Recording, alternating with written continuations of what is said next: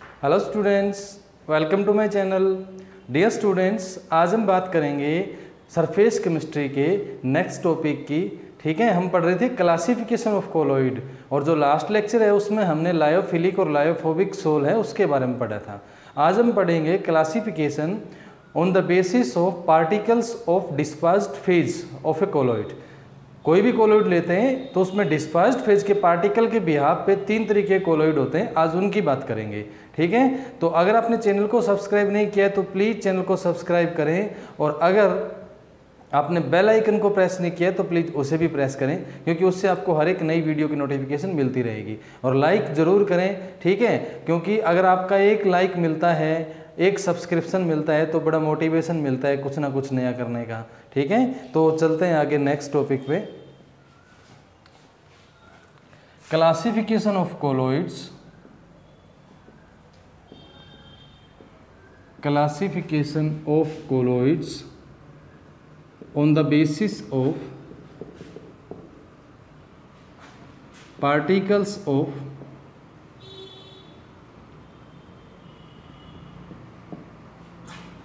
dispersed phase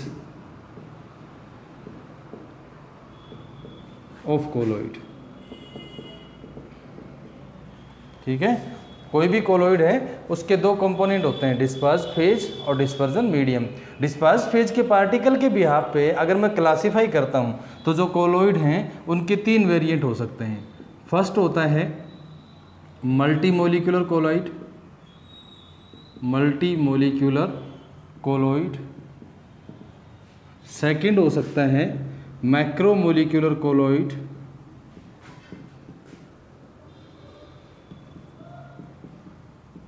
और तीसरा हो सकता है एसोसिएटेड कोलॉइड, एसोसिएटेड कोलॉइड्स। ठीक है, तो सबसे पहले बात करते हैं मल्टीमोलिकुलर कोलॉइड की।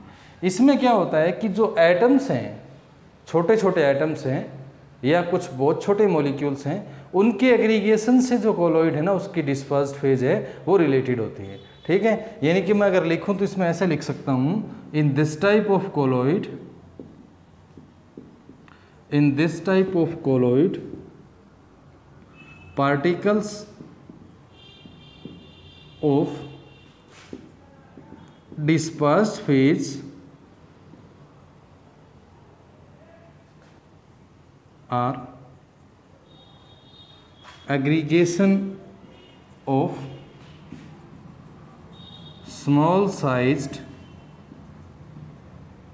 atoms और molecules। ठीक है, जो डायमेंशंस इनकी रहेगी ना वो रहेगी near about equal to 1 nanometer, यानी कि थोड़ा बहुत ऊपर नीचे होगा इसका साइज। बहुत छोटे साइज के कॉन्स्टिट्यूएंट पार्टिकल होते हैं। इस तरीके की डिस्पर्स्ड फेज को मैं डिस्पर्जन मीडियम में डालता हूं तो जो कोलॉइड बनेगा वो क्या बनेगा, मल्टीमोलिकुलर कोलॉइड बनेगा। ठीक है, मल्टीमोलिकुलर कोलॉइड में एग्जांपल ले सकते हैं गोल्ड सोल का, गोल्ड सोल, सल्फर सोल, ये एग्जाम्पल है इनके। बहुत छोटी छोटी कॉन्स्टिट्यूएंट्स होती है जो डिस्पर्स्ड फेज है ना, ठीक है, वो उसके पार्टिकल को कंस्ट्रक्ट करती है, और उस डिस्पर्स्ड फेज के पार्टिकल से या डिस्पर्स्ड फेज की वजह से डिस्पर्जन मीडियम ऐड होने के बाद जो कोलॉइड बनेगा उसको बोलते हैं मल्टीमोलिकुलर कोलॉइड। ठीक है, उसके बाद अगला है macromolecular colloid, macromolecular colloid. Macromolecular colloid में क्या होता है कि लार्ज साइज के पार्टिकल्स होते हैं, यहाँ एग्रीगेशन कम होगी, जो डिस्पर्स्ड फेज के पार्टिकल हैं वो वैसे ही लार्ज साइज के पार्टिकल होते हैं। ठीक है, तो इसमें मैं ऐसे लिख सकता हूं कि इन this type of colloid,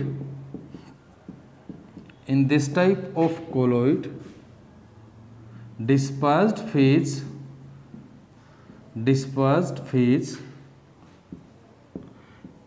is made up of dispersed phase particles, dispersed phase particles are made up of aggregation of large sized molecules.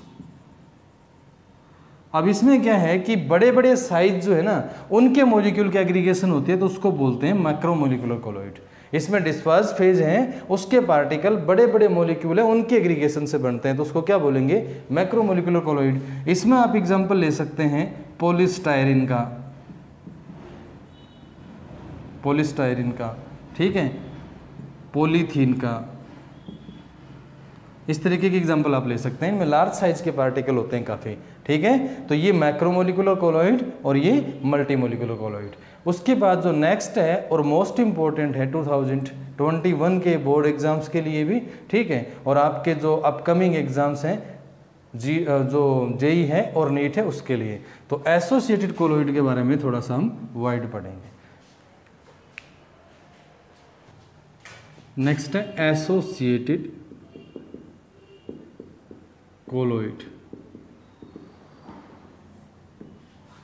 तो इसमें क्या होता है कि छोटी छोटी यूनिट्स होती है और सब यूनिट एग्रीगेटेड एक क्लस्टर जो है ना उसको कंस्ट्रक्ट करती है, और अगर वो एग्रीगेटेड क्लस्टर जो है ना वो डिस्पर्स फेज का पार्टिकल है तो उसकी वजह से जो भी कोलॉइड बनेंगे ना उसको हम क्या बोलेंगे, एसोसिएटेड कोलॉइड। तो इन this type of colloid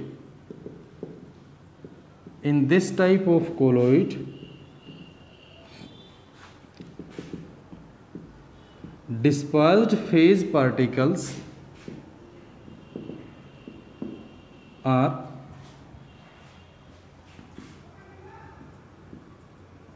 aggregated cluster of association of small size units। अब इसमें क्या होता है कि छोटी छोटी यूनिट्स हैं, जैसे ये एक यूनिट है, ये एक यूनिट है, ये एक यूनिट है, ये एक यूनिट है, ये एक यूनिट है, ये एक यूनिट है, ये एक यूनिट है, इस तरीके से मतलब लगभग 100 के आसपास या उससे ज़्यादा। तो इस तरीके की यूनिट्स है ना वो पहले क्या करती है, क्लस्टर बनाती है, यानी कि सारी की सारी एसोसिएटेड होके और एक क्लस्टर बना लेगी, ऐसे समझ गए। तो इस तरीके से क्या होता है कि ये जो एग्रीगेटेड क्लस्टर है ना, जो छोटी छोटी यूनिट्स के रिपीटिंग से उनके एसोसिएशन से बना है, उसको हम क्या बोलते हैं, एसोसिएटेड कोलॉइड। यानी कि इनका डिस्पर्स फेज का पार्टिकल है वो एसोसिएटेड इस तरीके के क्लस्टर को कंसिस्ट करता है, ठीक है, तो इसको बोलेंगे एसोसिएटेड कोलॉइड। एसोसिएटेड कोलॉइड में आप एग्जांपल ले सकते हैं सोप या जो डिटर्जेंट है उनको। सोप और डिटर्जेंट में खास बात क्या होती है कि at normal condition these are act as a electrolyte. Normal condition पे जो एसोसिएटेड कोलॉइड है वो क्या होते हैं, एक इलेक्ट्रोलाइट की तरह एक्ट करते हैं, ठीक है। बट अबव CMC होती है critical micelle concentration, critical micelle concentration associated colloid act as a sol और colloid.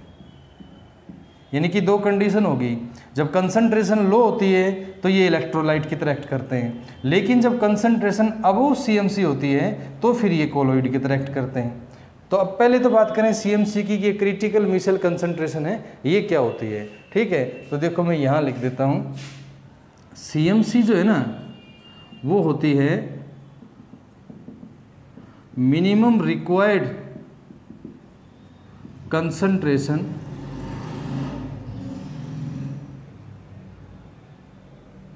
minimum required concentration for formation of micelles in soap or detergent in a particular dispersion medium. एक particular dispersion medium में जब मैं soap और detergent को डालता हूँ तो एक मिनिमम रिक्वायर्ड कंसंट्रेशन होती है कि उस कंसंट्रेशन के लेवल से ऊपर ही मिसल्स बनेगी, अदरवाइज मिसल्स नहीं बनेगी, वो सिर्फ एक इलेक्ट्रोलाइट की तरह ही एक्ट करेगा। तो उसको मैं क्या बोलता हूँ, क्रिटिकल मिसल कंसंट्रेशन। तो जो सोप या डिटर्जेंट है ना, इनसे जो मिसल बनती है वो असल में एसोसिएटेड कोलोइड होती है। तो नॉर्मल कंसंट्रेशन पे ये इलेक्ट्रोलाइट होते हैं, इनको कोलोइड नहीं बोलते। कोलोइड कब बोलेंगे, जब मिसल बनेगी। और मिसल जो है ना वो असल में क्या होता है, एसोसिएटेड कोलोइड होता है। ठीक है, तो एसोसिएटेड कोलोइड बनाने के लिए क्रिटिकल मिसल कंसंट्रेशन से जो कंसंट्रेशन है उसको हमें क्या रखना पड़ेगा, अब वो रखना पड़ेगा। ठीक है, अब एक थोड़ा सा डायग्रामेटिकली हम इसको समझते हैं। तो हम पढ़ रहे थे एसोसिएटेड कोलोइड।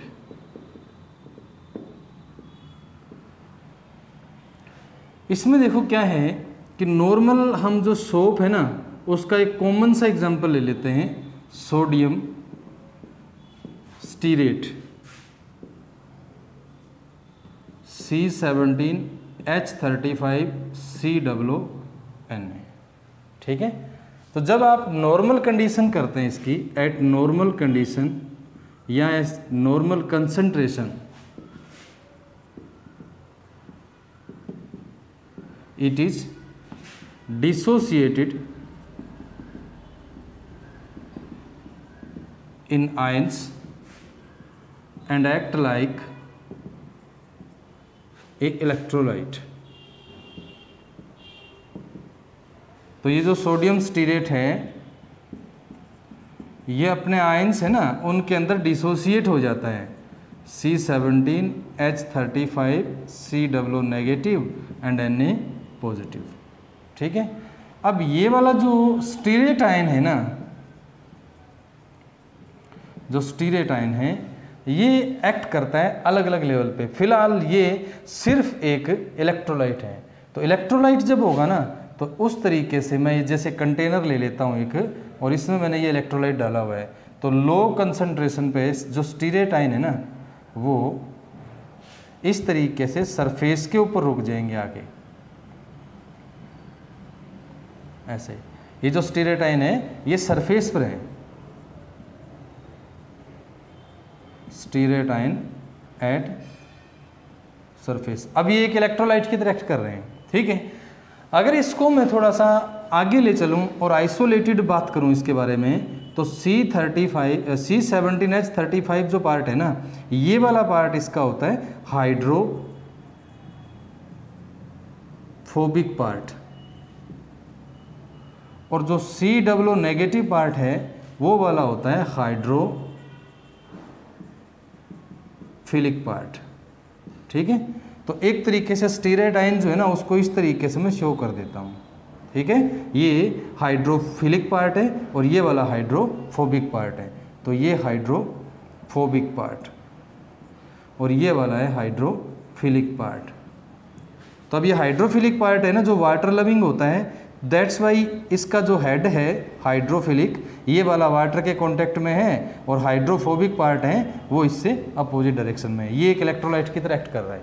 जैसे मैंने कंसंट्रेशन बढ़ाई, कंसंट्रेशन बढ़ाने के बाद फिर ये एसोसिएटेड कोलोइड की तरह एक्ट करेंगे। कब? जब कंसंट्रेशन जो है, ठीक है, वो CMC को क्रॉस कर जाएगी।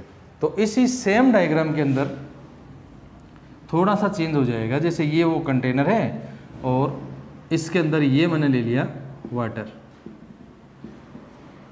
यहाँ कोई डर्ट है सरफेस पे लगी हुई, ग्रीस वगैरह कुछ भी, और ये आपको पता है हाइड्रोफोबिक पार्ट को अट्रैक्ट करेगी, क्योंकि हाइड्रोफिलिक पार्ट है वो वाटर लविंग होता है और हाइड्रोफोबिक पार्ट है वो डर्ट लविंग होगा, या जो चिकनाई है, तेल है, उसके साथ इंटरेक्ट होगा।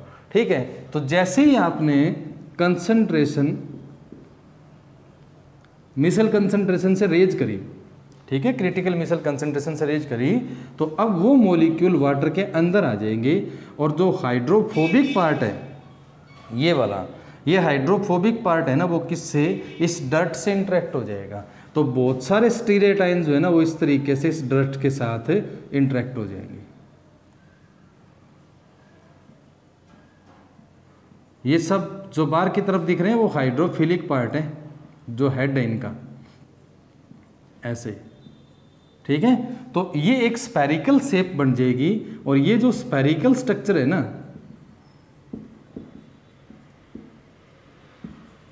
इज नोन एज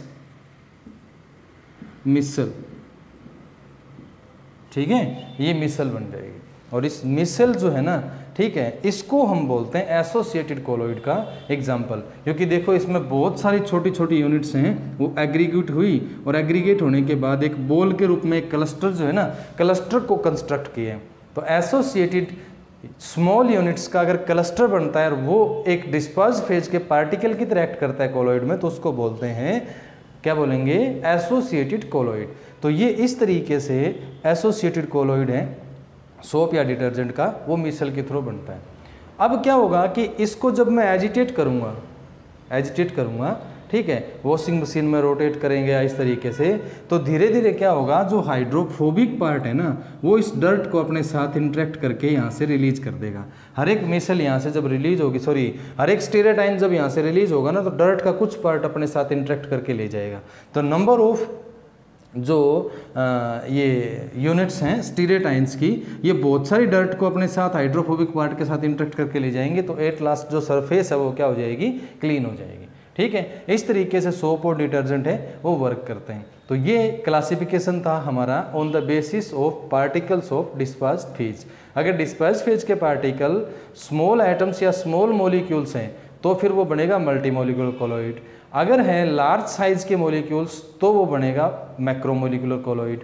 और अगर स्मॉल यूनिट्स हैं वो एग्रीगेट हो रही है और एक यूनियन बना रही है या फिर एक क्लस्टर बना रही है यूनिट्स का, तो उसको बोलते हैं एसोसिएटेड कोलॉइड्स। तो डियर स्टूडेंट्स, आज के लेक्चर में इतना ही। कल फिर मिलते हैं एक नए टॉपिक के साथ। अगर वीडियो पसंद आ रही है तो प्लीज़ लाइक करें, अपने फ्रेंड्स में शेयर करें और चैनल को सब्सक्राइब जरूर करें। Thanks for watching.